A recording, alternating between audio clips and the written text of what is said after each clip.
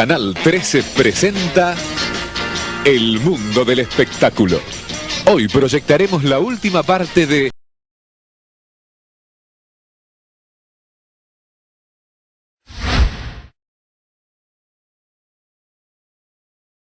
Durante sus primeros años en el gobierno, Néstor Kirchner se dedicó a culpar a los años 90 por todos los males de la Argentina que le tocó recibir. Y que tengan memoria, como los que tenían que pelear ayer, cuando me tocaba luchar en las soledades de la provincia de Santa Cruz, por esta Patagonia Sur, preferían ir y agacharse y claudicar ante el gobierno nacional por 2 monedas, antes que ponerse al frente de su pueblo para reclamar lo que correspondía para esta región. Justamente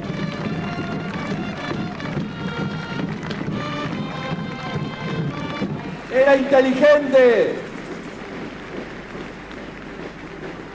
Para algunos era inteligente abrazarse, y era bueno para la provincia abrazarse aquel expresidente que no quiero nombrar. Señor presidente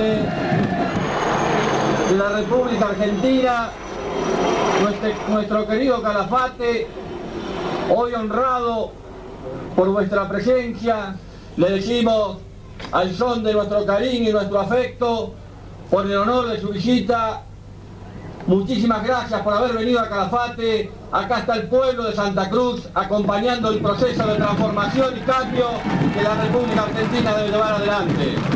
Sentir la voz del nuevo argentino que tenemos que construir, de aquel que es el más honesto, el más decente, el más respetado por el barrio, contra ese argentino que habían creado en la década del 90, que el mejor era el que más plata hacía, más rápido, más pícaro. Y hoy debemos reconocer que pocas veces, o casi diría con toda seguridad, que desde el paso de aquel gran general hubo un presidente que haya escuchado tanto a la Patagonia Sur y a Santa Cruz en particular. ¡Gracias!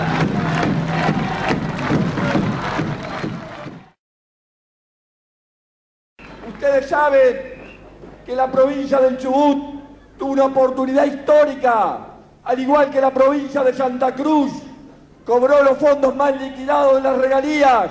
En mi provincia los fondos están. ¿Acá dónde están? Esto le pregunto al pueblo del Chubut. ¿Dónde están los fondos de regalías más liquidadas? ¿Cuáles son las irregularidades que usted ve en el tratamiento de los fondos en este periodo que se investiga? Bueno, básicamente es la falta de rendición de cuentas o rendiciones defectuosas. Porque los gobernantes debemos rendir cuenta de nuestras cosas. Los gobernantes, si queremos seguir teniendo oportunidades con el pueblo, tenemos que poder mostrar nuestras manos.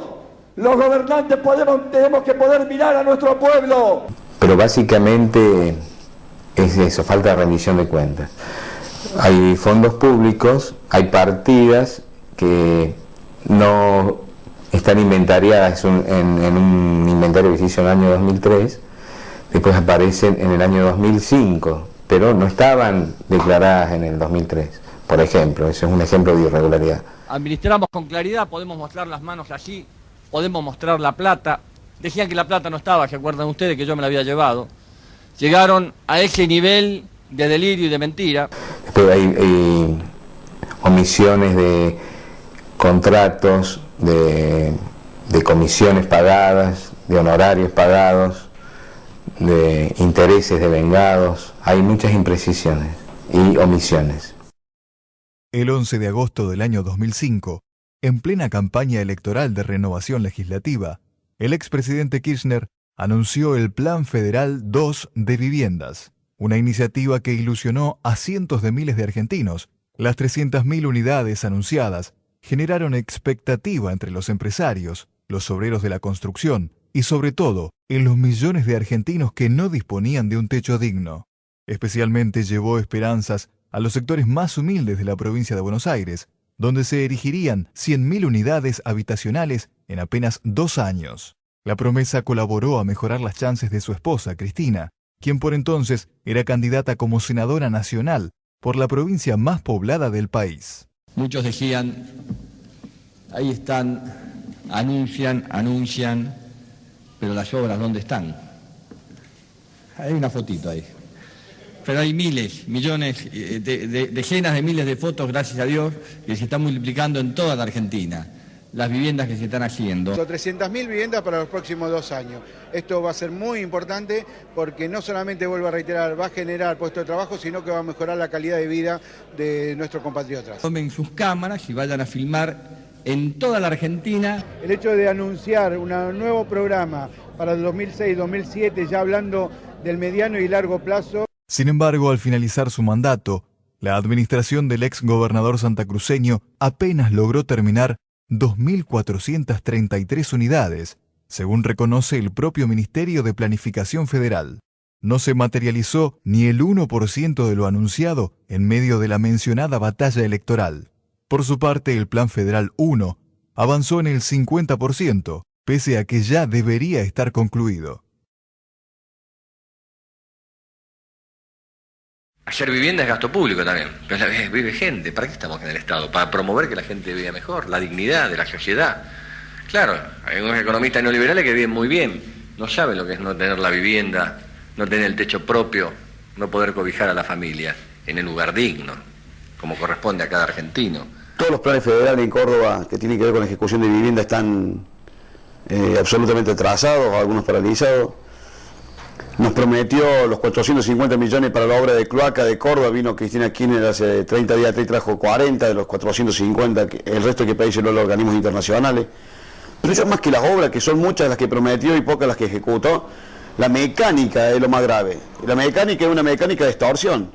El gobierno central se queda, por ejemplo, solamente este año, con 2.750 millones de dólares en concepto de coparticipación, en concepto de retenciones agropecuarias, los impuestos a las exportaciones, que son, a ver, para definirlo con claridad, la producción agropecuaria está en el interior del país. Sin embargo, de esos 2.750 millones de dólares, a Córdoba no se le coparticipa un centavo y no vuelve en obra pública ni medio centavo.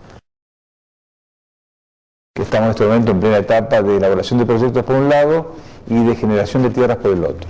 Uno de los temas sensibles que tiene un plan de vivienda justamente es el terreno. Porque tenemos muchos planes en etapa de próxima inauguración son del Plan Federal 1. Viviendas, nada en número importante, ¿no? La verdad es que el promedio de viviendas que se ha hecho en la Ciudad de Buenos Aires es un promedio de 700 viviendas por año en los últimos años, que no tiene ninguna relación con la cantidad de recursos que había disponibles, con lo cual la capacidad de gestión y de ejecución de esos recursos ha sido bajísima y absolutamente ineficaz. Bueno, nosotros estamos ahora con un plan de 5.000 viviendas, que son alrededor de 530 millones de pesos. En eso estamos bien, estamos en contacto con el secretario de Viviendas de la Nación y con el secretario de Obras Públicas.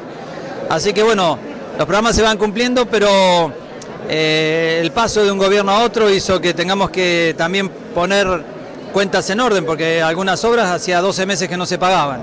Es cuestión de recorrer la geografía provincial y darnos cuenta cómo, y en la propia ciudad capital, como la inmensa mayoría de las viviendas que supuestamente fueron construidas por el gobierno están deshabitadas. Y están deshabitadas porque o están mal terminadas o en su defecto porque contienen algún tipo de falla de origen que impiden la entrega a la propia gente. En Formosa, en el Instituto Provincial de la Vivienda, hay más de 37.000 ciudadanos formoseños, que algunos ya desde el año 87, estamos hablando más de 20 años, que han solicitado la adjudicación de una vivienda. Esto, si tomamos como promedio una familia tipo de 4 integrantes, estamos graficando un escenario de 150.000 habitantes para una población de más de 450.000 habitantes. ¿Cuántas viviendas terminadas del Plan Federal 2 aproximadamente reciben? Del Plan Federal 2 se habían terminado muy pocas. Me lo explicaba el intendente de Almirante Brown días pasados, que tiene el 20% de agua potable y el 10% de cloaca. Por favor. Es decir, vamos a dar, y pasen varios, en algunos estamos trabajando muy fuerte como La Matanza. ¿Cómo puede ser que de a metro del Obelisco pasen este tipo de cosas? Claro que es gasto público hacer cloaca, pero agua corriente, señores. ¿Nosotros qué queremos? Ahorrar y decir que tenemos, y aumentar aún más el superávit brindando servicios de pésima calidad a nuestros hermanos argentinos, no. Tanto el tema de viviendas como la infraestructura básica en las viviendas que existen. La carencia principal de la provincia de Buenos Aires, que es agua potable y cloacas, y esto se traduce hoy en la mayor cantidad de las enfermedades que se atienden en los hospitales públicos, que tampoco cumplen con las necesidades de la población, porque siempre nos encontramos ante la estadística del hospital público que la mayor parte de las enfermedades que se atienden son enfermedades evitables, muchas de ellas las que provienen de la contaminación ambiental por falta de servicios de infraestructura. Hay casas que no tienen ni cloaca ni agua potable, esto significa permanentemente una enfermedad de los chiquitos que vuelven poco tiempo después porque vuelven a tener en su misma casa la inaccesibilidad a estos servicios mínimos. Es importante evitar las inundaciones y hacer agua y cloaca en todo el país y fundamentalmente, como hombre de la provincia de Buenos Aires, en el conurbano bonaerense, que es lo que yo vengo planteando e insistiendo hace muchos años. ¿Eso se logró? No, todavía no se logró.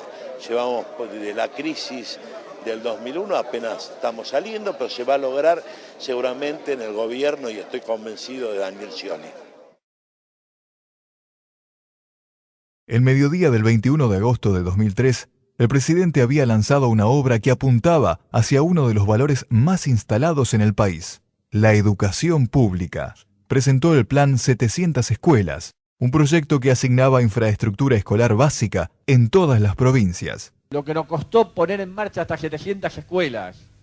Cuando llegamos no había proyectos, había un principio de adjudicación de un crédito que no estaba terminado en su formalidad. Esto es en la Argentina.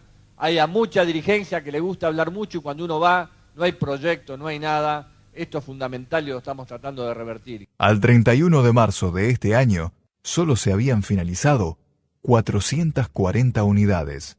Estos casos emblemáticos describen el desigual grado de avance en la construcción de las obras. La escuela media de Barrio Las Flores, al sur de la ciudad de Rosario, aún espera su puesta en marcha. Aquí los chiquitos que terminan la primaria no tienen escuela de día, recién hay una escuela de noche secundaria, con lo cual inhabilita que de los 13 hasta los 17 años no tengan escuela secundaria en el barrio, así que hace muchísimos años que se viene bregando. Y hará, no sé si un par de años atrás, creo que el ministro Filmo estaba en Rosario y tomó carta en el asunto y creo que la capital de Rosario en ese día publicó su foto diciendo que la prioridad número 2 en el país, la segunda escuela que había que hacer después de secundaria era en Las Flores. Está en el plan de las 700 escuelas del año pasado y ahora creo que son 1000 escuelas que van a hacer. Bueno, no podemos dejar de tener en cuenta el avance cultural que sería para un barrio como Las Flores, tener una escuela donde los chicos de 13 años en adelante puedan ir al secundario.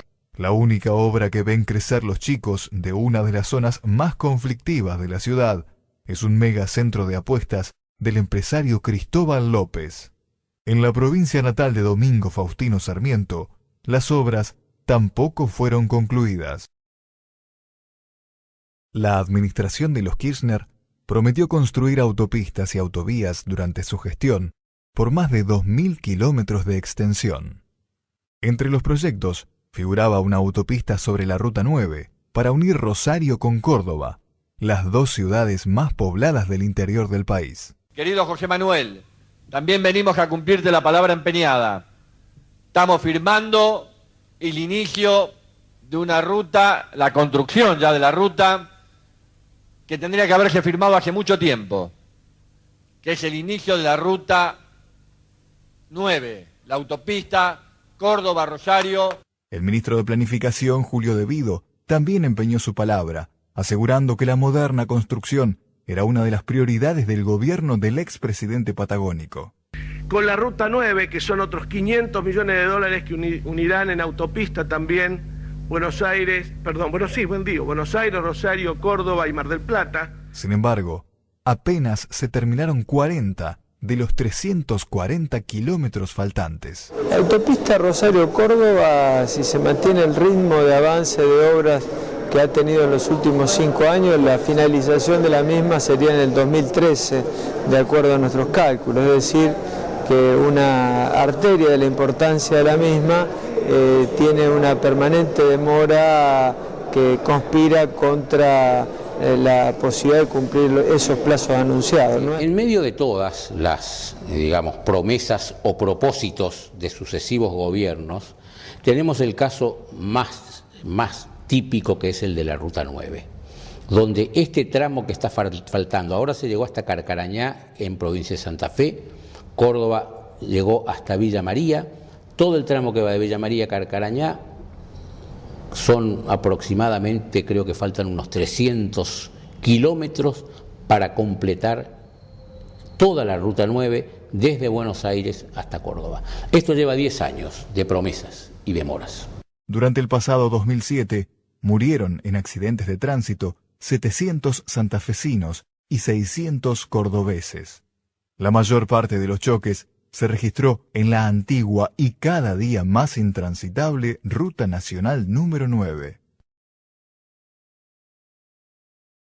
Otra de las conexiones anunciadas fue la autovía que integraría a las capitales provinciales de Córdoba y Santa Fe, ya que se haría doble cinta asfáltica en cerca de 350 kilómetros de la Ruta 19. Sin embargo, la obra ni siquiera empezó. Para colmo, ahora se asegura que los costos quedarán a cargo de las propias provincias. La Ruta Nacional, la provincia toma un crédito internacional de 123 millones de pesos, dólares, aporta a su vez 50 millones de dólares para un paquete total de 173 millones.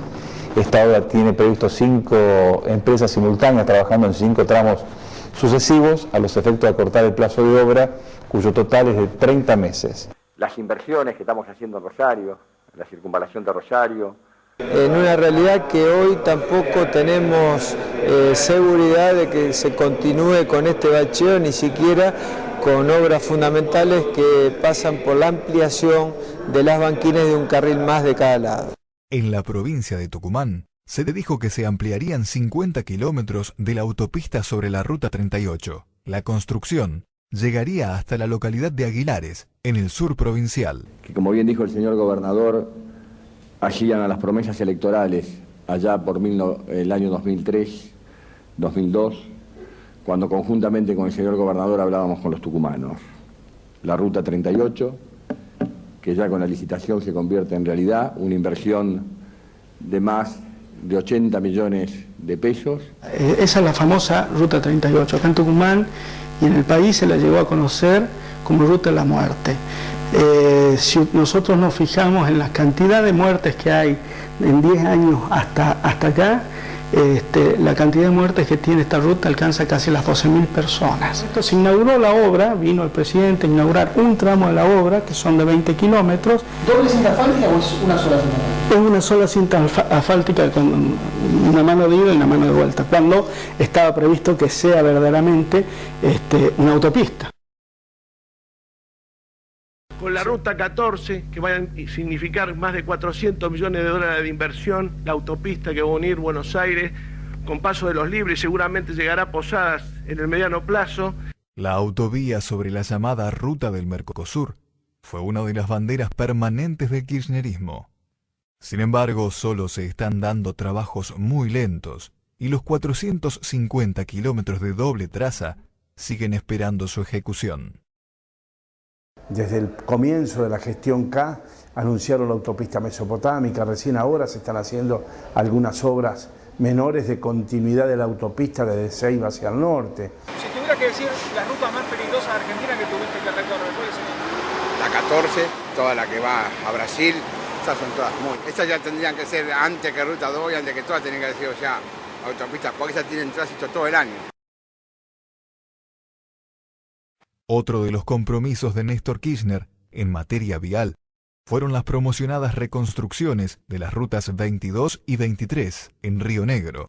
Sin embargo, nada de lo divulgado se terminó materializando. Estamos gastando plata para hacer la ruta 22 de Río Negro, que necesita fundamentalmente la provincia y miles y miles de rionegrinos. Claro, es decir, en todas las partes del mundo se hacen este tipo de inversiones. Como la Patagonia, como gran parte de la Patagonia, durante muchísimos años, creo que recién ahora lo estamos intentando que deje de ser, fue el patio trasero de la Argentina. Que otra obra emblemática como es la Ruta 22, que es la que atraviesa el Alto Valle, que fue anunciada aquí por el gobierno nacional, por el presidente Kirchner en el año 2004 y que recién ahora ha tenido comienzo de ejecución y no conocemos el grado de avance o el ritmo de avance que puede tener la misma. Desde hace varios años se han reiterado publicaciones que aseguran que se terminará la doble calzada entre ciudades estratégicas como Comodoro Rivadavia y Caleta Olivia. Sin embargo, solo se han terminado apenas 10 kilómetros desde la ciudad chubutense hacia Radatili, un privilegiado balneario que habitan los pobladores más ricos de la zona. Ya se inauguró 3 veces el primer tramo, que es el que va de Comodoro Rivadavia a Radatili, pero sin embargo no hay iluminación, ni siquiera está la señalización. Se ha dado publicidad a este tipo de obra cuando en realidad ni siquiera todavía se ha terminado de construir. El presidente Kirchner se comprometió a hacer esta obra y sin embargo, bueno, ya nosotros ha sido tapa de diarios en montones de circunstancias. Cuando se anunció que se iba a realizar en primer momento, después cuando se iba a licitar, después cuando se licitó, pero resulta que la obra nunca comienza. Es una obra muy importante ya que el camino de Puerto Madryn a Trelew está muy transitado, es causa de accidentes con mucha frecuencia también. Los porteños también tuvieron su propia cuota de esperanza. Se les dijo que se harían nuevos carriles en la intransitable General Paz. General Paz, transformada en una autopista de 6 carriles por mano. De 3 que tiene actualmente pasaría a 6 carriles. Y que se culminaría el anillo de autopistas porteño con enormes construcciones en la zona costanera. En realidad lo que nos ha pasado en la ciudad con la mayoría de las obras de la Nación, por lo menos las obras que tenían que compartirse Nación-Ciudad, es que o no se empezaron o se empezaron y están paradas o sin terminar, porque me parece que lo que no ha habido es la voluntad de justamente hacer efectivas todas las promesas que se hicieron en su momento entre las autoridades locales y las nacionales. A la ciudad de Rosario se le aseguró que se iban a trazar 2 autovías fundamentales para sacar por sus puertos la producción agropecuaria. Una de 250 kilómetros que llegaría sobre la Ruta 33 hasta Rufino, y otra de 280 kilómetros que alcanzaría la localidad de Sunchales.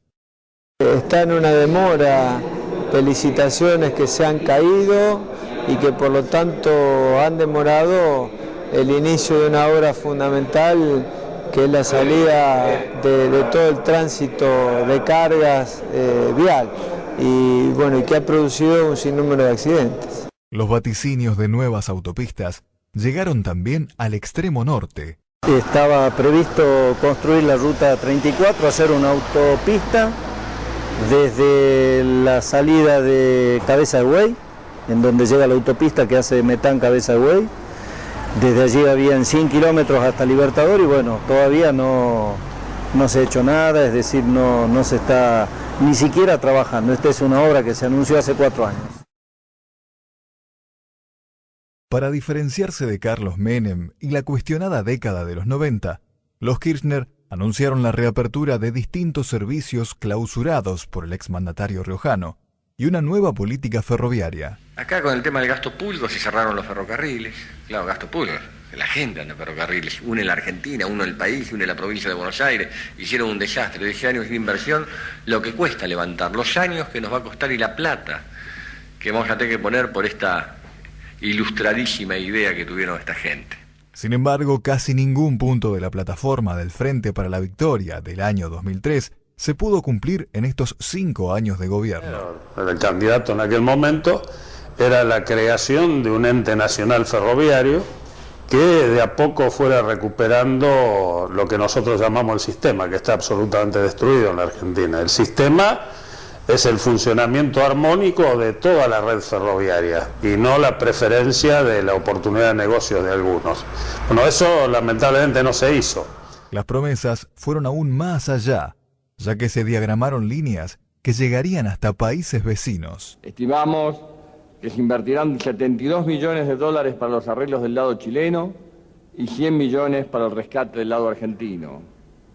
Una vez terminada, esta obra significará un importante avance en la integración física de la provincia de Mendoza en nuestro país con la 5ª región en Chile. La obra ya quedó descartada para los próximos años. La modernidad llegaría de la mano de la electrificación del Roca, para unir velozmente Constitución con la ciudad de La Plata, donde se haría una estación ferroautomotor. Hoy vemos con aliento esta inversión que vamos a llevar adelante en la electrificación del Roca, desde Constitución a La Plata, pasando por las distintas estaciones, Avellaneda, Berazategui, La Plata, es decir, las estaciones intermedias que están allí. Es una obra de casi 500 millones de pesos, que va a tener 19 meses de duración. Esperamos que se licite en diciembre, que está adjudicada en febrero, en que se lleve prontamente adelante. Va a permitir mayor celeridad, mejor servicio y, evidentemente, otra calidad y otra intensidad en el funcionamiento de lo que significa el ramal. Y otra de las obras que están postergadas por cada una de las distintas administraciones nacionales y la cual Kirchner también tomó fue la promesa de electrificación del Roca, del tren Roca para que une la ciudad de La Plata con Constitución, que además de todo esto hoy no solamente ha quedado de lado, sino que aparece como sombría su posibilidad ante la realización del famoso tren bala, lo cual nos parece una locura, ¿no? Estamos hablando de un tren bala y no podemos lograr que electrificar o que funcione un tren entre la capital del principal distrito del país y la capital federal. Un anuncio impactante, emitido un día antes de una decisiva votación en la provincia de Misiones, fue el regreso del Gran Capitán, que une Buenos Aires con Posadas. Sin embargo, el viaje en esta formación es una verdadera pesadilla por la falta de inversión, especialmente en el mantenimiento de las vías férreas. Están muy deterioradas las vías. Si el gobierno no hace nada por mejorar un poquito, porque si no fuera por las vías, este tren no demora las horas que demora. De Apóstoles a Buenos Aires, 18 horas ponían. ¿Y ahora por qué tantas? Por las vías que no están bien, porque hay que ir a paso de tortuga para poder transitarlas. El ministro de Vido llegó a marcar un récord. Anunció en apenas 35 segundos 5 obras ferroviarias que nunca se concretaron.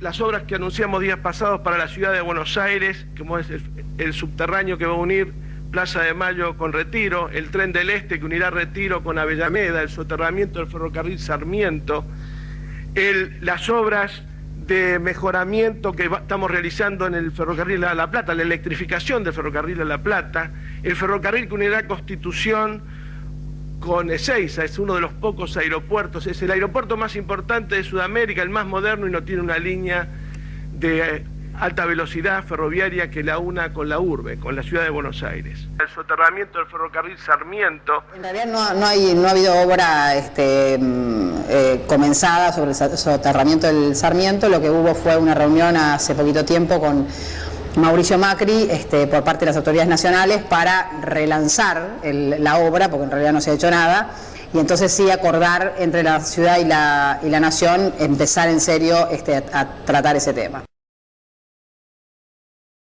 Otra iniciativa llamativa fue el subterráneo que se haría en la capital cordobesa, lo que dio rienda suelta al conocido humor mediterráneo. No necesitamos subterráneo. Una obra faraónica que dicen que va a salir el kilómetro 50 millones de dólares. Necesitamos red secundaria y terciaria para que nuestros productores puedan sacar la cosecha. Lo que pasa es que atrás de cada una de estas obras faraónicas, nosotros después, mirá cómo es el tema, después vamos a tener que terminar poniendo un pasacalle que diga perdón Menem. Porque cuando Menem hablaba del tren, del avión, del cohete que decía que iba a ir a la estratosfera, que iba a pegar en los anillos de Saturno y que iba a pegar la vuelta, nos cagamos de risa todos los argentinos. Bueno, ahora tenemos que bancar la locura de Jaime haciéndonos creer que vamos a tener un tren bala cuando llevamos 30 años para hacer la autopista Córdoba-Rosario. Despierta también suspicacias, irritación y críticas el futuro tren bala, que costaría miles y miles de millones de dólares para unir Buenos Aires, Rosario y Córdoba. Yo creo que el tren bala es un despropósito, es pretender tener un Rolls Royce o un Mercedes-Benz. Yo vivo en un rancho, se me gotea el rancho y mis hijos andan descalzos. No puedo tener un tren bala cuando nuestros aborígenes se nos están muriendo de hambre en el Chaco. Yo creo que esto es un despropósito muy grande, creo que no se está legislando para un núcleo muy chiquito, se está gobernando para un núcleo muy chiquito, pero no tiene nada que ver con un país federal. Si usted va a gastar 4.500 millones de dólares en el Tren Bala, con esa mitad, con la mitad de los 3.500 millones de dólares del Tren Bala, nosotros le podemos garantizar que dejamos la ruta de Córdoba, que ya que hoy murieron 2, y 145 muertos en rutas provinciales. Se podrían comprar 200 locomotoras con el 8% de ese monto, o se podrían comprar 10.000 vagones con el 5% del monto, arreglar alrededor de unos 20.000 kilómetros de vía con el 15% de ese monto. Estos proyectos son estratégicos y debe ser una política de Estado. Y no hay forma de realizar algo eficiente si no se planifica por lo menos a 5 y 10 años. Todos los anuncios que se hagan que no estén dentro de un plan a 10 años, que los argentinos sepamos hacia dónde vamos, lo único que van a hacer, van a encarecer el transporte, van a hacer lo que el transporte hace en la Argentina, que es chupar de excedentes económicos de otras actividades. No se quiere hacer un tren bala, se quieren gastar 3.200 millones de dólares, cuando levantar el Belgrano Cargas o el ferrocarril Belgrano para 14 provincias cuesta 800 millones de dólares. Y miente encima, señora Presidenta, y miente, porque eso del tren bala, ¿por qué no se preocupa para mejorar el transporte a los obreros en las grandes ciudades que tienen que ir apilonados en los bancos en los trenes para llegar a su trabajo? Apilonados. ¿Sabe qué? El del tren bala, dudo, yo personalmente dudo. ¿Sabe dónde está el negocio? En el proyecto está el negocio, en el proyecto el tren bala no lo van a poner en marcha, porque no va a ser para llevar a los pobres. O también hay que subsidiarlo ese tren. ¿Por qué no le acomoda el problema de los trenes a la gente, a los productores del norte, de Salta, de Tucumán, que les lleva casi el 20% del flete? Ahí tiene que desarrollar. No hay que hacer crecer un país, hay que hacerlo crecer y también desarrollarlo. Y ustedes hablan de crecimiento, pero se olvidan de los pueblos del interior. La reactivación de los talleres ferroviarios de Junín, Tafí Viejo y La Plata fueron otras de las banderas de campaña kirchnerista. Ahora entraremos a arreglar nuestros trenes, vagones, locomotoras, y por eso aquí se vienen a ampliar la inversión en los talleres de Junín, en la tarea que lleva la cooperativa.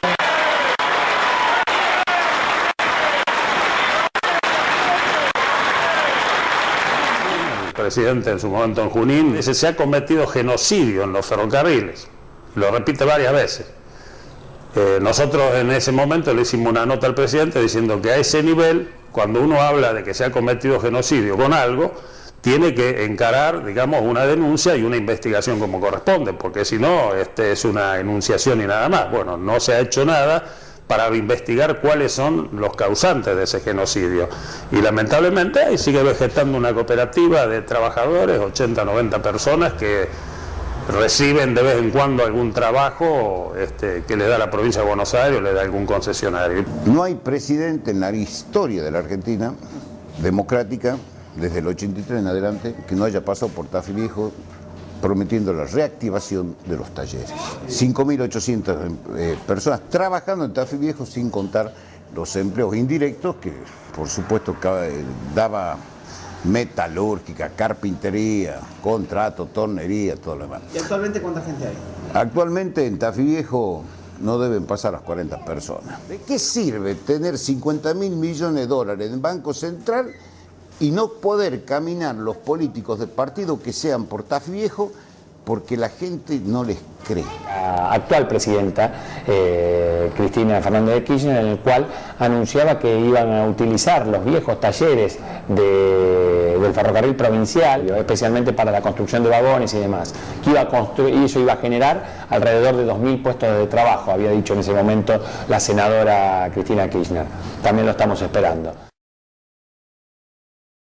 Argentina también destina importantes fondos al sistema ferroviario, pero ello no se hace en forma de inversión directa, sino a través de subsidios, los que terminan en los bolsillos de cuestionados empresarios favoritos del gobierno nacional. Por eso le cambiaron el nombre, ahora no es déficit, es subsidio. Y la modernización del sistema a través de supuestas inversiones que iba a hacer el sector privado que tomara las concesiones. Bueno, no hace falta abundar. El resultado es que tenemos un sistema destruido como sistema, el material tractivo que se entregó está prácticamente agotado, el material rodante que se entregó agotado, no hay talleres ferroviarios que trabajen, digamos, para el sostenimiento de todo ese material. Da la casualidad que las empresas de concesionarias de carga, en los 9 primeros años de concesión, tenían que invertir alrededor de 500 millones de dólares, y el grueso de esa inversión tenía que ser en la infraestructura. Bueno, no invirtieron un peso. Entonces, no vaya a ser cuestión que el Estado utilice ese anuncio para hacer las inversiones que las empresas de carga no hicieron.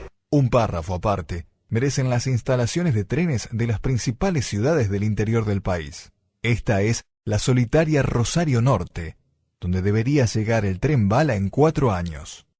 Así está hoy la terminal mendocina, que recibía diariamente la llegada del cuyano. Esta es la bella estación de Tucumán, donde retumbaba el Estrella del Norte. En Resistencia, los antiguos andenes ya no reciben formaciones de pasajeros. El viejo edificio del tren sanjuanino, construido por Julio Argentino Roca, fue transformado en un centro cultural. A su lado, los políticos gastaron cientos de millones de pesos en una nueva casa de gobierno provincial. Finalmente, en la capital santafesina, una joya arquitectónica se encuentra abandonada e intrusada. Este edificio que hoy vemos en ruinas, diría yo, es un edificio mítico de la ciudad de Santa Fe, una de las estaciones terminales, digamos, ferroviarias. Hay otra en el sur de la ciudad, pero esta era muy importante, es la consecuencia de la política de desguace del Estado que termina ejecutando Menem y que sigue hoy, de alguna manera, con este proceso de venta del edificio para hacer centros comerciales. Creo que es la gran deuda que tiene el gobierno de Kirchner con la ciudad. El caso más emblemático de la corrupción denunciada en este lustro llegó de la mano de Skanska y los fideicomisos del Banco Nación. Los fideicomisos, en el caso de los gasoductos, han sido una herramienta muy buena. En estos días empiezan los primeros bonos de estos fideicomisos a cotizar en la bolsa, o sea que son herramientas absolutamente transparentes e inobjetables para llevar adelante el desarrollo en el transporte del gas que la Argentina necesita. El fideicomiso lo que define configura una bolsa de activos, de recursos que se ponen allí y que permite una administración por fuera de lo que es el presupuesto público nacional. Por lo tanto, efectivamente, lo que hay fuera de esto o lo que pasa con esto es que efectivamente se pierde todo tipo de contralor. La obra pública en la Argentina de Kirchner está marcada por los sobreprecios. Esto lo cuentan algunos funcionarios por lo bajo y algunos empresarios también lo confiesan. Los sobreprecios, las coimas incluidas en el paquete del sobreprecio, la cartelización con empresas viejas, pero sobre todo con algunas nuevas, muchas de las cuales vienen de Santa Cruz. Todas esas son características muy propias y muy fuertes de la obra pública acá. Un precio previo estipulado para la obra y un precio de adjudicación 152% por encima de ese precio. En el caso de Skanska, además, con la particularidad de que hubo una advertencia, porque no fue una adjudicación directa, sino que hubo una tercer figura, en ese caso que era TGN, que era quien llevaba adelante el proceso adjudicatario, que detecta este sobreprecio del 150%, lo informa a los funcionarios del gobierno. Los funcionarios del gobierno, en vez de decir, no, bueno, para la adjudicación, dice vía libre, adjudica igual. Dicen que se me desvía la vista, puede ser, lo que nunca se me desvió la mano hacia la lata, dijo que se queden tranquilos. Las obras para construir nuevos gasoductos también están denunciadas ante la justicia por feroces sobreprecios. El gasoducto Néstor Kirchner, un gasoducto que se le puso Néstor Kirchner, una cosa muy llamativa porque nunca se le pone el nombre de un presidente en funciones. 2, es un gasoducto que debería haber costado 220 millones en 3 etapas y costó 440 las primeras 2 etapas. Y además me parece que marca claramente por qué, si en los 90 Barrio Nuevo dijo que solo bastaban que no se robara durante 2 años para que la Argentina mejorara, yo creo que hoy estamos más cerca de que basten 6 meses. Se denunció que las casas construidas en Santa Cruz llegaron a costar más de 300.000 pesos, una cifra imposible de devolver por parte de los beneficiarios. Las denuncias por sobreprecio en la construcción de viviendas se repitió a lo largo de toda la Argentina. Que afectan a la provincia son principalmente 4 ítems, digamos, la supuesta adjudicaciones irregulares siempre a las mismas empresas, hay un porcentaje pero exacto para cada una. Después los sobreprecios, supuestos sobreprecios en la construcción de viviendas. Hay irregularidades en la adjudicación de licitaciones de rutas provinciales, adjudicaciones a empresas que están financieramente mal, o sea que no cumplen con todas sus obligaciones, lo que hace todo esto hace suponer un acuerdo entre las empresas, ¿sí? Y además que se han favorecido a empresarios amigos. Someten, humillan, te terminan vejando de la peor manera posible. Vos tenés que gobernar una ciudad como esta de 1,5 millones de vecinos y si querés hacer una obra que supere los 3-4 millones de pesos tenés que morir el gobierno central, que si hace lo que ellos dicen, si lo hace con la empresa que ellos dicen y si te alineas políticamente con el gobierno de la manera que quieren, podés llegar a tener suerte de que la obra se ejecute. En Córdoba las 2.500 viviendas no se hicieron porque no estábamos dispuestos a hacerlo con la empresa constructora que el gobierno sugería, que en Córdoba la ejecutamos con procesos transparentes, limpios de licitación pública y no estábamos dispuestos a trabajar para determinados grupos económicos. La situación más escandalosa se dio en Tucumán, donde se construyó un barrio de 3.000 casas llamado Lomas del Tafí. El proyecto de Lomas del Tafí es un proyecto fundamental porque apunta a generar la construcción de vivienda en un lugar donde hay problemas de desocupación, pero que fundamentalmente tendemos a combatirla sobre la base de la consolidación de la familia. Hay un proyecto Lomas de Tafí que lo presentan como un mega emprendimiento y acá gente especializada lo llegó a calificar como el Yacireta tucumano, ¿no? El porcentaje de los sobreprecios fue escandaloso. Se determinó a través del Tribunal de Cuentas de la provincia que había un sobreprecio en las obras. Para que ustedes tengan una idea, se calculó entre 1.200 y 1.500 pesos el metro cuadrado de vivienda a julio del 2005. En la provincia de Tucumán, por aquel entonces, estaba entre 600 y 800 pesos el metro cubierto de una vivienda terminada, y aquí había viviendas que superaban los 1.100 pesos el metro cubierto. ¿Cómo fue la adjudicación? A través de la ley provincial especial se exceptuó al gobierno de la provincia de hacer licitación pública por los montos de dinero que esto implicaba, y se hizo una adjudicación directa. Estas 3.000 viviendas les correspondían a las provincias de San Luis y Neuquén, las que, por tener gobernadores opositores al gobierno nacional, se quedaron sin las unidades que les habían asignado en los planes federales. Decisión de la Secretaría de Vivienda de la Nación, a cargo de Bontempo, que toma esta decisión de reasignar los cupos de San Luis y Neuquén para la provincia de Tucumán.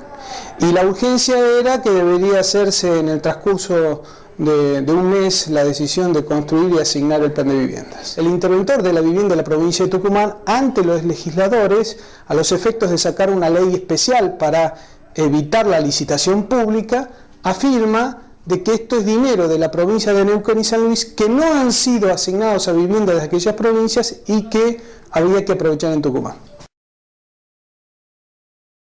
Las obras de pavimentación en las ciudades del interior, pagadas por la Administración Nacional, también derivaron en escándalos y causas judiciales. El gobierno nacional ha salido a financiar obras en los municipios de pavimentación de cuadras. Yo analicé las 400 cuadras que son de promedio, en ese número la cantidad de cuadras a pavimentar, el caso de Trelew, el caso de Comodoro Rivadavia, que en realidad son 450, el caso de Caleta Olivia y el caso de Calafate, que son valores bastante similares, pero con un sobrecosto para el mercado local que es muy importante. En el caso de Trelew, llamó la atención de que el gobierno nacional le derivó la tarea al municipio.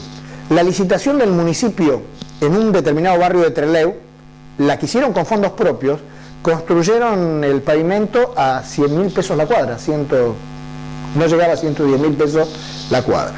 Los que dicen no puede valer más de 130.000 pesos la cuadra. Sin embargo, en ese momento se licitaron a un valor de 330.000 pesos la cuadra y así fue firmado el contrato. Ganó la empresa Austral Construcciones. En 2004, el 65% de las obras viales eran realizadas por 4 empresas originarias de Santa Cruz, con Tren Hermanos, Goti, Equimac, Esuco, y esos datos son reveladores de este proceso de cartelización en donde las empresas amigas del poder son las que resultan adjudicatarias. El otro caso es el sobreprecio, que también ha marcado toda esta gestión. Obras que valen mucho más que el precio de mercado, y ese sobreprecio tiene una explicación. La obra vale mucho más porque hay buena parte de eso que vuelve en carácter de retorno para funcionarios del gobierno. Algo similar ocurrió con obras de infraestructura, como la circunvalación que recorrerá la periferia de Catamarca. Es una obra muy importante desde el punto de vista vial. Es una doble vía, son 9 kilómetros, es muy caro porque tradicionalmente un kilómetro de camino en montaña es $1 millón, $1 millón, perdón, o sea, lo que serían 3 millones de pesos. Esta obra es absolutamente llana. Si esta obra costase, que en realidad el costo tendría que ser menor, pero si costase lo que cuesta hacer un camino en la montaña, tendría que salir 27 millones de pesos los 9 kilómetros.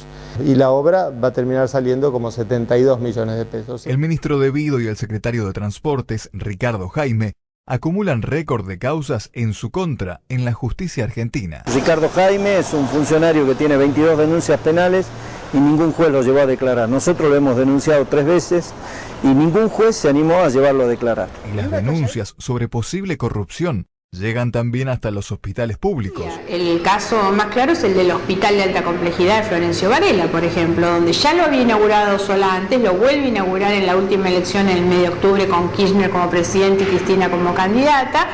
Instalan las cámaras y cuando ellos se van no hay ni profesionales, ni salas, ni insumos, por lo tanto el hospital es una cáscara vacía. Como ocurre en Tucumán, donde aún no se ha erigido un centro asistencial donado por los españoles, tras la crisis de desnutrición vivida en el 2002. En este momento hay un predio a la vera del río Salí, en la localidad que se llama el Ingenio San Juan, y creo que el actual ministro todavía ha mandado gente, y ha habido gente del Ministerio de Salud de la Nación, viendo esta obra que por qué no arranca. El gobernador de la provincia dice que la inflación le impide hacer esto. No sé, habrán cambiado el euro por Bocade o por Lecop o por alguna moneda espuria, pero yo personalmente no entiendo que alguien se queje de tener euros para hacer una obra y que le diga que la inflación va más arriba que el euro. El presidente y Moreno dicen que la inflación no pasa el 10%. Alperovi me parece que está reconociendo que es un poco mayor. Lo que nunca se me desvió la mano hacia la lata, dejo que se queden tranquilos. Incluso todas las decisiones de este gobierno, medianamente, o al menos que despertaron una mínima simpatía, como el tema de derechos humanos, el pago de la deuda externa, o la reformulación de la Corte Suprema, ninguna es una decisión que tiene que ver con la gestión. Son todas decisiones puntuales que empiezan y terminan. O sea, vamos a reabrir los procesos, punto. Ahora, ¿vamos a hacer un museo de la memoria? Años, 10, 15, 20. ¿Por qué? Y porque hay que empezar a planificar. Hay que poner 4 baños, un director, ya eso no. El gobierno nacional se empeña en asegurar que Argentina no padecerá crisis energética, debido a los picos de consumo que se dan en verano y en invierno. Sin embargo, el frío del pasado 2007 mostró un sistema colapsado, que tuvo que obligar a la industria a detener su producción durante las semanas más complicadas de julio y agosto. En 5 años, la oferta de generación energética casi no se alteró. Podemos decir que tenemos una demanda de energía creciente, siendo esto el tiempo, pongamos que acá estamos en el año 2008 y acá estamos en el año 2002, para analizar el periodo de la era Kirchner, y a esa demanda creciente la intentamos satisfacer con una oferta de petróleo decreciente, que viene bajando desde el año 1998 y no puede revertirse, una oferta gasífera también decreciente en el caso del gas, baja la producción gasífera desde el año 2004, no se descubren nuevos yacimientos de petróleo y de gas que permitan sustentar una oferta como para sustentar la demanda. No hay ningún control público sobre la extracción del petróleo. Esa declaración jurada del sistema, igualmente que en la minería. ¿No interviene la aduana, no interviene la CIP? Interviene lo que le declara a la empresa. Solamente eso. Pero por supuesto, esto es un escándalo. El concesionario que se lleva las cosas dice lo que se lleva. Kirchner terminó de traspasar definitivamente el dominio del subsuelo con los yacimientos a las provincias y prolongó las privatizaciones de Menem. ¿Cuánto es la renta que usted calcula aproximadamente que se va a llevar Pan American Energy por anual? Mire, yo calculo seguramente 3.500 millones de dólares. Piense usted que estos son 3 veces y media seguramente el presupuesto de la provincia de Chubut. Una de las mayores decepciones en la materia fue la creación de Enarsa, empresa que se encargaría del armado de un mapa de reservas que jamás realizó y de explorar el mar Atlántico en busca de petróleo, lo que derivó en un enorme fracaso. Pongamos que esto es la Argentina y este es el mar argentino. Vamos a ver que acá la actividad petrolera y de búsqueda de hidrocarburos es nula. Solamente tenemos Enarsa, que es lo que podríamos llamar una institución tapón, una institución que no puede llevar el cometido que llevaba antes YPF, y entonces vemos una actividad nula. No hay exploración, por lo tanto no hay descubrimientos. Si en cambio tomamos el litoral marítimo brasileño, esto es Argentina, vamos a ver un enjambre de plataformas y de áreas en exploración que son las que están o donde se están produciendo estos grandes descubrimientos de Brasil. Brasil tiene una política, Argentina no tiene la política. Brasil tiene resultados positivos, Argentina tiene resultados negativos. Desde hace décadas, las poblaciones de Formosa, Corrientes, Misiones y Chaco esperan la llegada de un gasoducto que les provea fluido a bajo costo. Una obra singularmente importante, son más de 1.000 millones de dólares en inversiones. Estamos trabajando con la empresa, con el grupo Tequín, para poder estar en el mes de marzo poniendo las primeras máquinas a trabajar en la traza. Es una obra muy importante, una obra que Argentina también en pasado hizo, no muchas veces, es una de las grandes arterias de la integración energética. Lo que tenemos son nada más que informaciones a través de la prensa, pero en el plano de lo concreto, en lo operativo, bueno, seguimos como siempre, una provincia sin gas natural. No hay gas natural en el Chaco y este es uno de los graves problemas porque las zonas y la región del norte, una de las más empobrecidas del país, termina pagando 4 o 5 veces más caras que las zonas ricas de la Argentina donde tienen gas natural.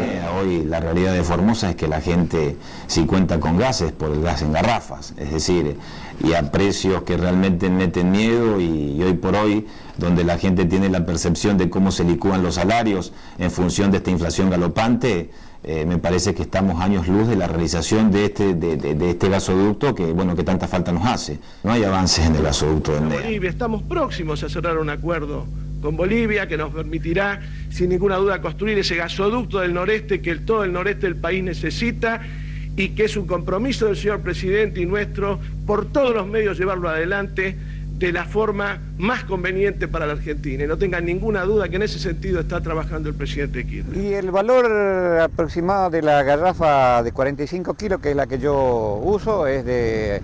Ahora con la suba me comentaron que está a 150 pesos. Acá el gas se cuida mucho. En Rosario, Buenos Aires, yo he visto que el gas sale como el agua corriente aquí. No tiene límite y continuamente están... Y con buena potencia de gas.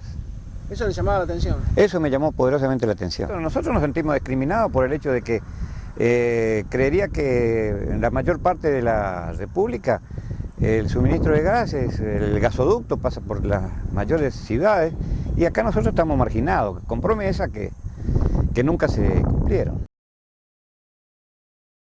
Mientras tanto, en la Puna jujeña también se iban a explotar los yacimientos que siguen vírgenes. Este compromiso tampoco se materializó. Estaba comprometido el gasoducto de la Puna, que es tomar el gasoducto norandino, una conexión del norandino que está en Tres Cruces, para llevarlo hasta La Quiaca, y llevar el gasoducto hasta La Quiaca nos permite generar energía mucho más barata en la provincia. Este también es un compromiso que lleva 5 o 6 años. Por último, el muchas veces promocionado gasoducto entre Caracas y Buenos Aires no pasó de un proyecto que para muchos es completamente impracticable. El kirchnerismo anunció un sinnúmero de represas y diques a lo largo y ancho de la Argentina. En la represa Bolsón, que están terminando ya en el gobierno provincial, y es una obra fundamental para la reconversión económica y potenciar fuerte y productivamente Catamarca, Dios quiera que la podamos estar licitando antes de fin de año. El dique El Bolsón es una obra que por primera vez Kirchner la prometió para Catamarca en el año 2004. En noviembre del 2004 los medios nacionales anunciaron que en marzo del 2005 se comenzaba el proceso licitatorio. En realidad el proceso licitatorio se concretó en marzo del 2008, ¿no? El denominado monumento a la corrupción aún sigue aguardando su terminación, ya que la cota nunca pudo elevarse al máximo. Vamos a completar Yacyretá. La tarea es ardua, es larga, viene de una historia muy pesada y muy compleja, pero Yacyretá por primera vez tiene partida presupuestaria genuina en el presupuesto nacional 2005 y va a tener de la misma manera el 2006. Por su parte, en Tucumán, se habló largamente de la concreción del dique Potrero de las Tablas. La espera hasta ahora es en vano. Vamos a poder hacer Garabí. Tanto Misiones y Corrientes del lado argentino como todo lo que son los prefectos, los intendentes del lado brasileño, no han empezado absolutamente ninguna obra. Lo que hay son estudios de impacto ambiental que, bueno, fueron analizados por las diferentes universidades, tanto argentinas como brasileñas, pero en concreto, en construcción, no hay absolutamente nada. Los sindicatos que nuclean a marineros patagónicos denuncian que cada jornada los barcos fresqueros y congeladores tiran al océano 1000 toneladas de merluza que podrían alimentar a 1 millón de argentinos. Las empresas multinacionales lo que hacen es una depredación atroz, trayendo el langostino y tirando la merluza al agua. Es una complicidad que ha visto entre las empresas y el que tiene que controlar, que es el gobierno, y nunca han puesto el control como corresponde, la parte que le corresponde, y han depredado muchísimo, han tirado miles y miles de millones de merluza al agua. Vos por día estarías alimentando 1 millón de personas con la cantidad de buques que depredan. Aquí puede verse cómo las bodegas quedan repletas de langostinos, cuyo valor alcanza los $18.000 la tonelada, mientras que el resto de los productos es devuelto al mar ya muerto. Estos documentos son la prueba más acabada de la depredación. Los inspectores les denuncian a las autoridades de pesca que existe una depredación total. O bien, nótese la cantidad de merluza y varios que va todo al agua. También sentencian que durante la pesca se aprecia la falta de criterio por parte del pescador ante la depredación de la merluza.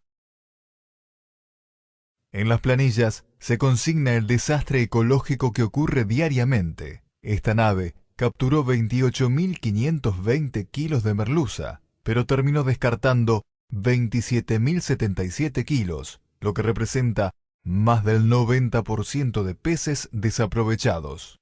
Esta otra consigna que extrajo del mar 18.020 kilos de merluza, pero terminó desperdiciando 17.682, es decir, casi el 95%.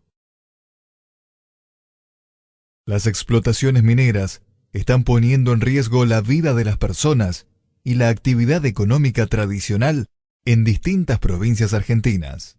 El caso más notable es el de San Juan, donde las mineras que buscan oro y plata están utilizando el poco agua que circula por esas zonas desérticas, amenazando de muerte nada menos que a la vitivinicultura cuyana. Es un saqueo al patrimonio nacional. Después de la privatización de Menem, después de las privatizaciones y del saqueo de Menem, nosotros creemos que este saqueo de los minerales de la cordillera es uno de los hechos más importantes, porque solamente los 7 proyectos que están en marcha tienen valuado al valor de hoy de la onza y del cobre, representan 200.000 millones de dólares. A este desolador panorama se suma la complicada situación del turismo sanjuanino, que no puede disfrutar de su principal parque nacional, San Guillermo, una biosfera ubicada a más de 3.000 metros de altura, que fue declarada Patrimonio de la Humanidad por ser uno de los pocos ecosistemas del mundo no alterados por la actividad humana. La reserva de San Guillermo se encuentra en el norte de la provincia de San Juan, tiene 3 accesos por el sur, que pertenecen a la provincia de San Juan, y uno por el norte, que es por La Rioja. El único acceso que es transitable todo el año por San Juan lo maneja una compañía minera que es Barrick Gold, y el acceso debe ser con una tarjeta magnética siempre y cuando sea empleado de la empresa. ¿Cómo perjudicó esto al turismo que iba a San Guillermo? Lo mutiló. Si bien era incipiente, con mucho futuro, lo mutiló y lo atropelló de una manera que, bueno, hoy es lo que tratamos de llevar al plano de diseño y decir, señores, San Guillermo también es turismo en la provincia de San Juan, donde confluye la minería y el turismo. La minería arrasa y extermina la actividad turística. Tras un lustro de kirchnerismo, cabe preguntarse dónde fue a parar el dinero que no terminó en la obra pública. Si tenemos en cuenta el último lustro, los últimos 5 años, la plata, el dinero que se destinó a obra pública, al Ministerio de Infraestructura, ¿es importante, relevante? No, es absolutamente irrelevante. El gasto público en los últimos 5 años, desde que Argentina devalúa, creció 260.000 millones de pesos y a obra pública se destinaron solo 40.000 millones de pesos. O sea que hay 220.000 millones de pesos que no fueron a obra pública. ¿A dónde fueron?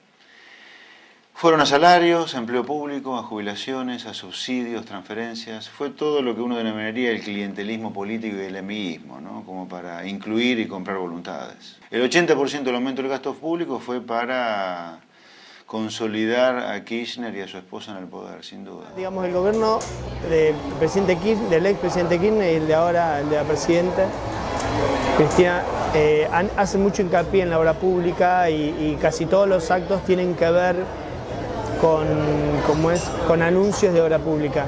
Sin embargo, digamos, cuando uno mira cuál es la inversión en obra pública, resulta que está muy por debajo de otros rubros y, digamos, el más por ahí trascendente es los subsidios, que son económicamente no generan riqueza, como podría ser la obra pública. Están por encima, el año pasado ya terminaron por encima, que ya lo que se destinó a subsidio fue superior a lo que se destinó a obra pública. Creo que por cada peso que se destinó a subsidio había 90 centavos a obra pública. Los 3 destinos principales son pago de deuda pública, garantía de la renta exportadora por sostener el dólar y pago de subsidios a los sectores más concentrados. Una de las fuentes de drenaje del presupuesto es la creación de un aparato clientelista, al que se le prometieron más planes y a la creación de un seguro de desempleo. Vamos a tomar decisiones sobre el seguro de desempleo también. Entonces va a estar planes de familia, seguro de empleo y capacitación laboral y seguro de desempleo como 3 instrumentos concretos que permitan la reincorporación de nuestros hermanos a la estructura social y económica de este país. Siguen actuando los punteros políticos, sigue actuando el hambre, la desocupación y la miseria social en los barrios. Sigue siendo el país del trabajo en negro y una alta desocupación. Otras de las promesas nunca cumplidas en materia económica tienen que ver con la merma en la presión impositiva. Además, en su plataforma del año 2003, el Frente para la Victoria empeñaba su palabra al sostener que las retenciones al agro serían reducidas hasta llegar en poco tiempo a su total eliminación. En marzo del 2002 fueron el 10%, posteriormente el 20%, al asumir el presidente Kirchner, ese era el nivel de retenciones, 20%. A partir de ahí, fue una escalada permanente de la suba de las retenciones, que culminaron con el gran paro del campo, protestando por la suba hasta el 45% o tal vez más si seguían subiendo los precios de la soja. Así que indudablemente si su promesa fue bajar las retenciones, no fue cumplida. En materia de federalismo económico, no se cumplieron las promesas y tampoco la ley de coparticipación, que obliga a destinar un piso del 34% para las provincias argentinas. Durante el gobierno de Alfonsín, el 55% de lo que recaudaba el gobierno nacional iba a las provincias, el 45% se lo quedaba el gobierno nacional. Y eso que en ese tiempo teníamos las empresas del Estado, teníamos la educación y la salud a cargo del gobierno nacional, por lo menos en una proporción importante. Durante el tiempo de Menem se privatizaron, se provincializaron estos servicios y se repartía el 40% para las provincias y el 60% para la nación. Ya empezaron a perder las provincias. Durante el gobierno de Kirchner el 30% va a las provincias y el 70% se queda en el gobierno nacional, a pesar de que no tienen escuelas, a pesar de que no tienen educación y a pesar de que no tienen las empresas del Estado. Es realmente una vergüenza y me alegro que en estos días en los que se está produciendo este conflicto con el campo aparezca también como tema de la agenda pública el saqueo que el gobierno nacional le hace a los pueblos del interior. No saquea a los gobernadores ni a los intendentes, le saquea a los habitantes de cada uno de los pueblos de la provincia. Usted tiene que representar al pueblo de acreedores nacionales y gobernadores. Se van a arrepentir delante de sus hijos cuando sus hijos le digan: papá o abuelo, en el 2008 cuando se plantaron los gringos en el campo, ¿de qué lado estabas vos? ¿Del lado de la provincia que te votó o del lado del gobierno nacional? No hay que sancionar ninguna reforma legislativa ni avanzar en ninguna otra cosa que no sea cumplir con lo que tenemos. Por lo tanto, esto demuestra claramente que hay una falta de voluntad política, que hay una promesa sin ninguna voluntad de cumplirla. Desde que se hace la promesa se sabe que se va a violar la promesa. Varias veces, Néstor Kirchner le prometió a los empresarios un capitalismo serio, con competencia y sin privilegios. Sin embargo, más de una vez, cargó en forma personal contra aquellos hombres de negocios que lo habían molestado. Señor Coto, yo lo conozco muy bien a usted y sé cómo trabaja sobre los bolsillos de los argentinos. Nosotros nos vamos a organizar desde Estado. Vamos a ayudar a organizar Liga de Consumidores, vamos a seguir lo que hacen ustedes permanentemente. Pero yo no tengo ninguna duda que ustedes se caracterizan y atentan permanentemente contra los bolsillos de los argentinos. Yo podría contar la historia de un canal, que si yo nombro a los propietarios del canal, y algunos de ellos, se conocerían la historia que tiene. Pero un canal que ahora parte de las acciones fue comprada por un empresario, que ahora es diputado, que es un Berlusconi del subdesarrollo, pero que la gente sepa que es un canal opositor, que las acciones fueron compradas por este empresario que yo dije, y por otros que no pueden hablar o mostrarse mucho. Pero bueno, yo les voy a ir contando esta historia a los argentinos de a poco. Les voy a ir hablando de cada integrante de ese canal para que los argentinos sepan, porque yo no les tengo miedo. Sigan hablándome, sigan tirando, no importa, no tengo drama. A las provincias cordilleranas se le prometieron obras estratégicas que les permitirían acceder con sus producciones locales a los dinámicos mercados asiáticos. Los pasos montañosos quedaron inconclusos en Mendoza, San Juan y especialmente La Rioja, donde aún esperan la conexión vía Pircas Negras. Y yo creo que sería un salto cualitativo muy grande, en el sentido de que el paso por Pircas Negras representa la posibilidad de poder realizar las exportaciones directamente por Chile hacia Asia. Los proyectos, digamos, de inversión, de exportación, apuntan ahora al mercado chino, en el sentido de que pasando por Chile sería mucho más cerca que llegar hasta el puerto de Buenos Aires. Y los productos riojanos son muy pedidos en el mercado asiático. En materia de empresas aéreas, tampoco se pudieron cumplir las promesas de sostener a firmas nacionales como LAPA, Southerwinds, Laer y LAFSA.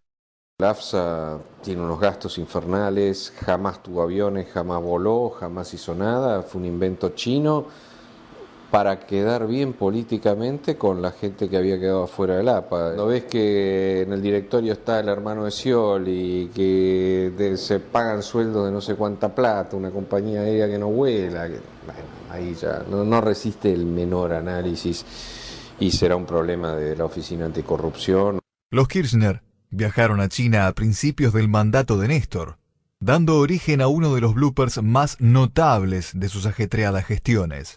Los superpromocionados $20.000 millones que el gobierno de Hu Jintao volcaría en obras de infraestructura vial y ferroviaria jamás llegaron a la Argentina.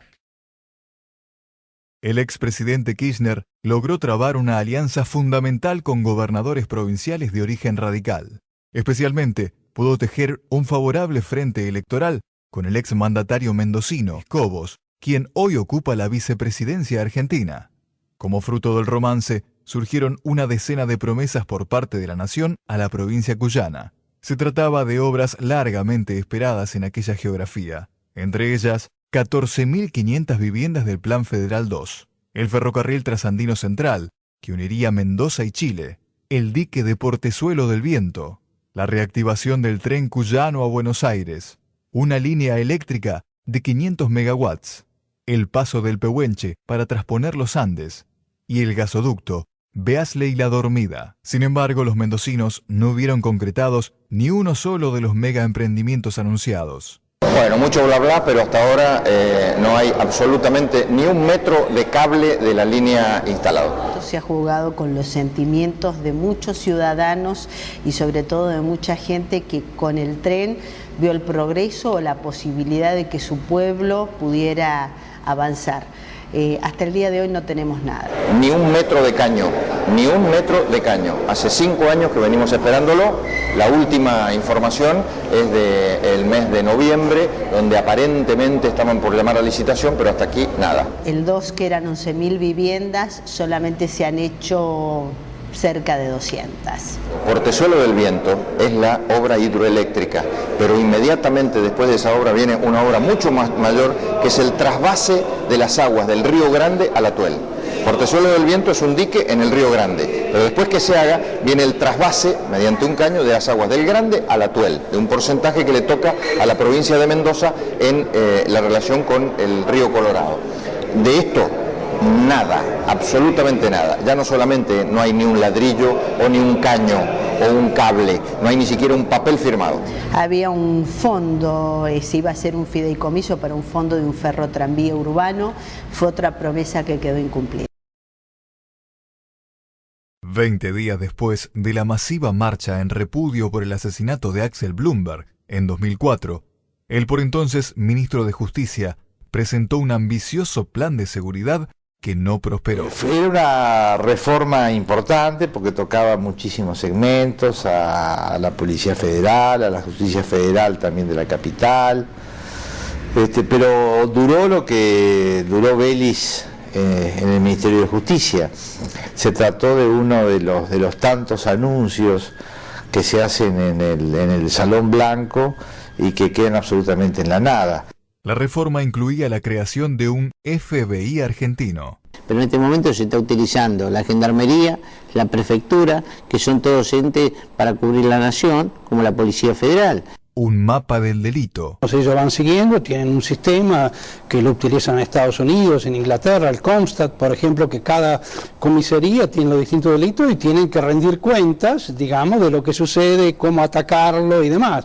Juicio por jurados. Apareció la moda del juicio por jurados cuando el presidente Kirchner se reunía con Bloomberg, etcétera. Ya salió el proyecto y Cristina dijo que lo iba a impulsar muy fuertemente en la Comisión de Asuntos Constitucionales del Senado, pero bueno, como todos los proyectos, quedó en la nada. Descenso en la edad de imputabilidad, reformas en las políticas de inteligencia y la modificación del sistema e infraestructura penitenciaria. Eran 3 cárceles, una en provincia de Buenos Aires, una en Salta, una en Santa Fe.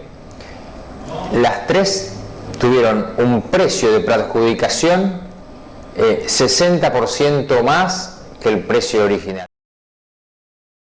La política aeronáutica anunciada tampoco llegó a destino. Estamos bastante complicados con el tema de radares, pero esto tiene que ver con un plan de radarización a nivel nacional que no ha ejecutado el gobierno. Esto también es un tema que viene en el presupuesto hace varios años, 4 o 5 años, y que lamentablemente no se cumple. Hay un buen plan para un sistema de radarización para impedir que entren aviones. Nosotros tenemos pistas en Salta y Jujuy, pistas clandestinas en todos lados. No mejoraron los radares, no mejoraron la infraestructura y aprovecharon la corrupción de la justicia para ampararse en eso, ¿entendés? Porque la denuncia de los radares, que la hice porque realmente jugaron con la vida de todos nosotros en esa época, cayó en el juzgado de Yarvide.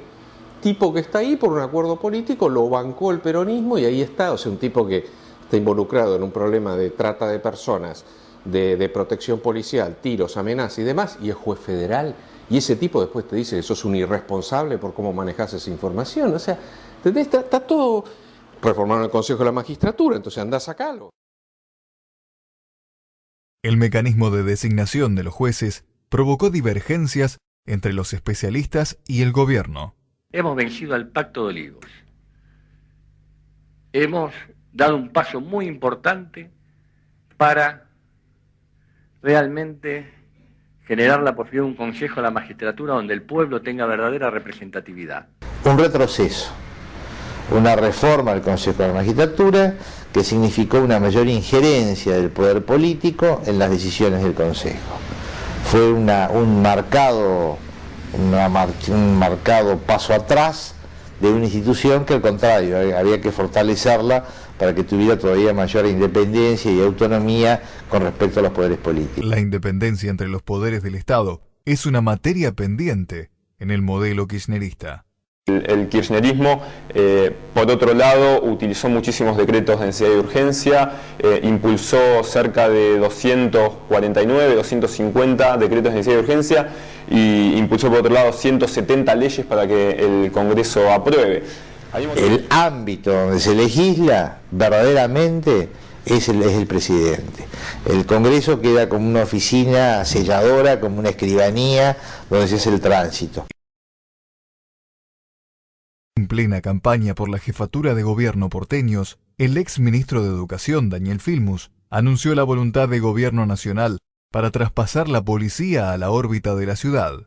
Sin embargo, al sufrir el traspié electoral, las autoridades nacionales cambiaron de idea. Y en la Constitución, que es muy clara, se transfieren competencias con recursos. Tal es así que se produce una fuerte contradicción cuando ellos transfieren algunas competencias de la justicia y las transfieren con recursos. Sin embargo, la policía le levantan el cepo o acuerdan levantarle el cepo a la ley Cafiero, digamos que era la ley Cafiero, para tener una policía propia de la ciudad, pero no traspasan los recursos. Entonces ahí hay una problemática política que creo que tiene que ver con trabar la posibilidad de que la ciudad tenga su propia policía. Es por eso que nosotros hemos empezado a desarrollar acciones propias en ese sentido. A solo 2 semanas de asumir como presidente de la Nación, Néstor Kirchner prometió una política de puertas abiertas para el periodismo argentino. Yo les digo que esta casa, que es la casa de todos los argentinos, tiene que estar abierta de par en par.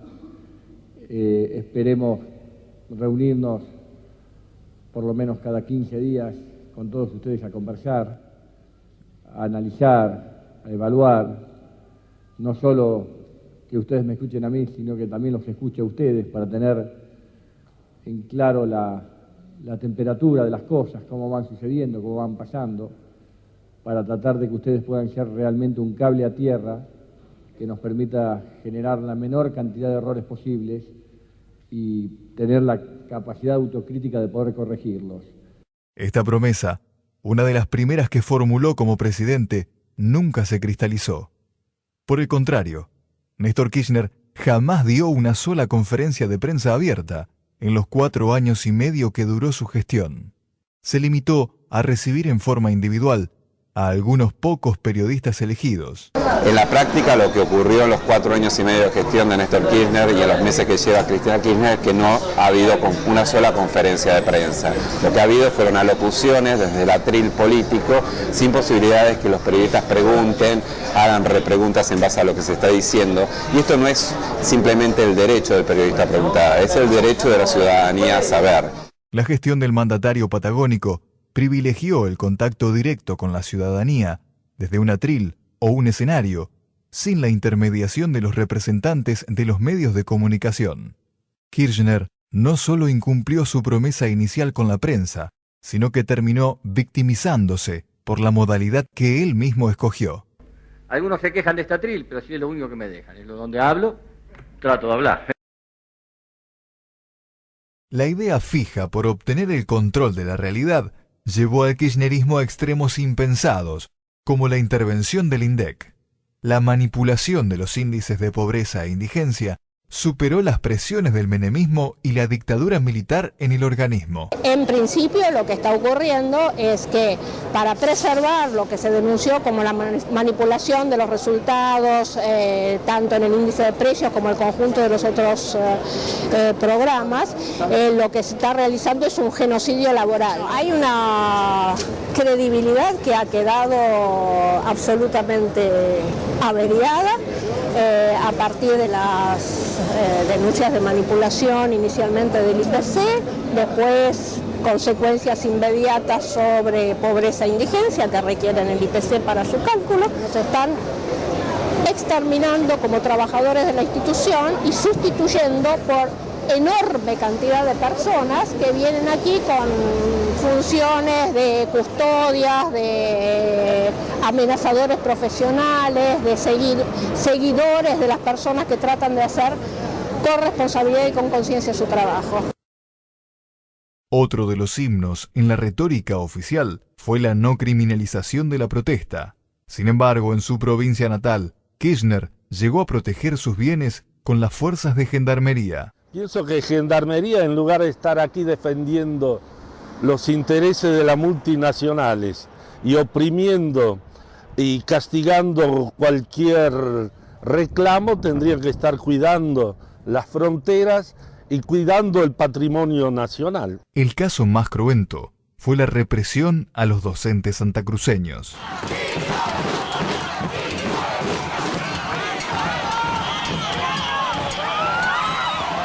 Me siento muy golpeada, cargándome a mí misma, me digo, es como si me pasara una camioneta por encima, porque me duele mucho el tórax, tengo dificultad en respirar con regularidad, me agito, pero por suerte estoy haciendo un tratamiento. El mensaje que dio la señora presidenta, que es el kirchnerismo puro, me hacía recordar el discurso que él le dio a los docentes.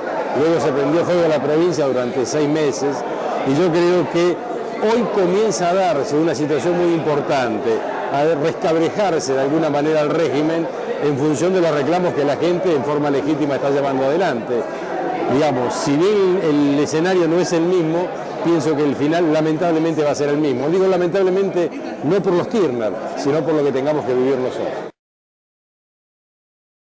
Tras su llegada a la Casa Rosada, los Kirchner se esforzaron por construir una imagen progresista, mostrándose una y otra vez como fervientes defensores de los derechos humanos. En cada oportunidad que tuvieron, se mostraron solidarios con la lucha de las víctimas de la última dictadura militar argentina. En nombre de la patria y el Estado Nacional, venir a hacer una reivindicación histórica de este cura, obispo, patriota, Monseñor Enrique Angelelli, verdadero ejemplo. Sin embargo, en Santa Cruz, los recuerdan a ambos de una forma muy distinta. En pleno régimen genocida, Néstor Kirchner no integró jamás una agrupación que luchara por la defensa de los derechos humanos. Por el contrario, sus esfuerzos se concentraron casi exclusivamente en representar a una financiera llamada FinSud, que cobraba tasas de intereses anuales exorbitantes. ¿Recuerda al actual presidente, al ex gobernador Kirchner, haber participado, por ejemplo, presentando habeas corpus? No. Esa es una ley. Acá Kirchner, mientras ejerció la profesión, se dedicó a ejecutar gente, era abogado de una financiera importante, ¿no es cierto? Y su actividad principal era esa, la de abogado cobrador, vamos a decir. Néstor Kirchner asumió como el presidente menos votado de la historia argentina. El 23% de respaldo lo obligó a trazar puentes con diferentes partidos, en lo que denominó como transversalidad. Yo, si Kirchner se paraba y me veía los calzoncillos, pero ¿dónde quiere que lo hagan? ¿Plaza de Mayo? Plaza de Mayo, tome los calzoncillos, presidente. No tenía drama, porque era un tipo amplio, criterioso, plural, inteligente, argentino. Hoy se convirtió en un barra brava del peronismo, un tipo que le interesa estar más con Moyano o con Barrio Nuevo que con los que pensamos distintos. Ese Kirchner me hizo perder 4 años de mi vida. Yo recorrí el país convocando a un montón de dirigentes políticos de otras extracciones, para acompañar ese proceso plural.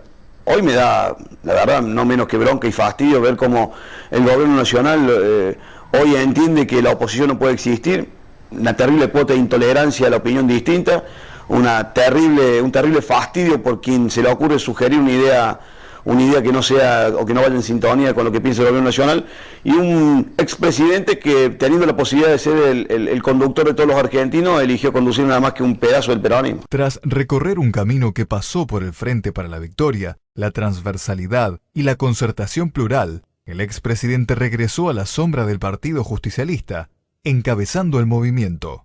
Cuando logró ese respaldo, empezó a articular lo que siempre había hecho en Santa Cruz: matar la justicia, aniquilar el poder legislativo, evitar los controles, controlar a la prensa y vincularse al PJ. Es decir, Kirchner es lo que fue siempre. Lo que pasa es que nos engañó 1 año y medio para poder obtener respaldo. Peronistas, radicales, socialistas, de todas las ideas, el gobierno nacional ha cumplido con todo lo que se ha comprometido con ustedes. Las viviendas que se están haciendo. ¿Nosotros qué queremos? Ahorrar y decir que tenemos y aumentar aún más el superávit brindando servicios de pésima calidad a nuestros hermanos argentinos, no. Lo que nos costó poner en marcha hasta 700 escuelas. Estimamos que se invertirán 72 millones de dólares para los arreglos del lado chileno y 100 millones para el rescate del lado argentino, que es el inicio de la ruta 9. La circunvalación de Rosario, la ruta 38. Estamos gastando plata para hacer la ruta 22 de Río Negro. Acá con el tema del gasto público se cerraron los ferrocarriles.